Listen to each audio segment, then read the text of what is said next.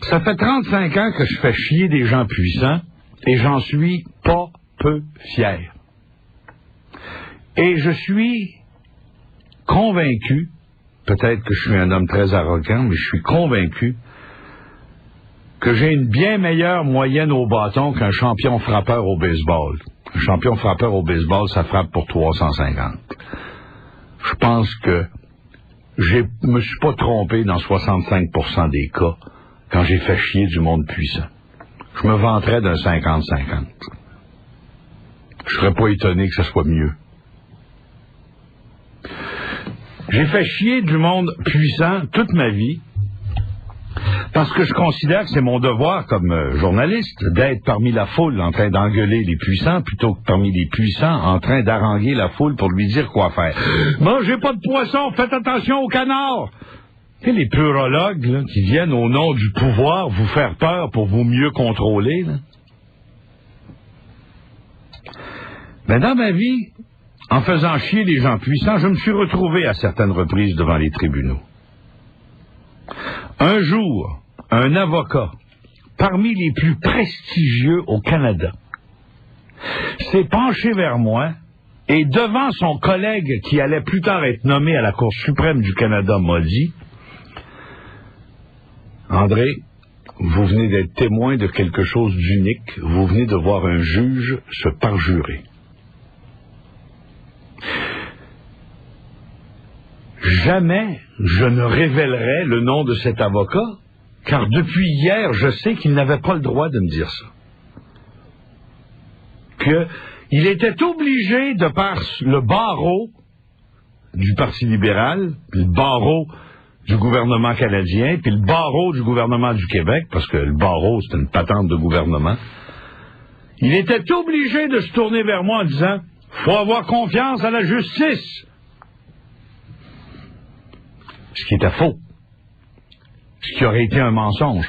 Il était obligé, pour protéger son statut d'avocat, de me pomper des menteries dans le trou de cul en disant « André, tout est correct ». Alors qu'il savait que ça ne l'était pas. Les avocats, nombreux, pas unanimes, mais nombreux, qui m'ont expliqué au cours des dernières années, je vous dirai pas si c'est 15, 10, 5 ou 2, mais au cours des dernières années, qui m'ont expliqué que ça servait à rien pour Arthur d'aller devant les tribunaux, surtout la Cour supérieure à Québec, parce que tout était réglé d'avance.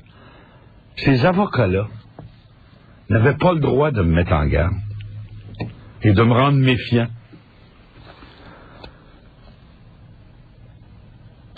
Parce que leur statut d'avocat, tel qu'ordonné par le barreau du gouvernement puis le barreau du Parti libéral, leur statut m'interdisait de m'avertir que je marchais dans un piège. Quand Guy Bertrand a averti Mugesera qu'il marchait dans un piège à la Cour suprême du Canada, et quand il l'a fait publiquement, il s'est retrouvé en infraction devant le barreau du Parti libéral, le barreau de l'Ontario, le barreau du Québec, le barreau du Canada, le barreau du gouvernement. Et hier, j'ai vu Guy Bertrand, mon avocat dans certaines causes, se rouler à terre comme un malpropre pour dire qu'il regrettait d'avoir averti son client qu'il allait se faire planter, et son client s'est fait planter.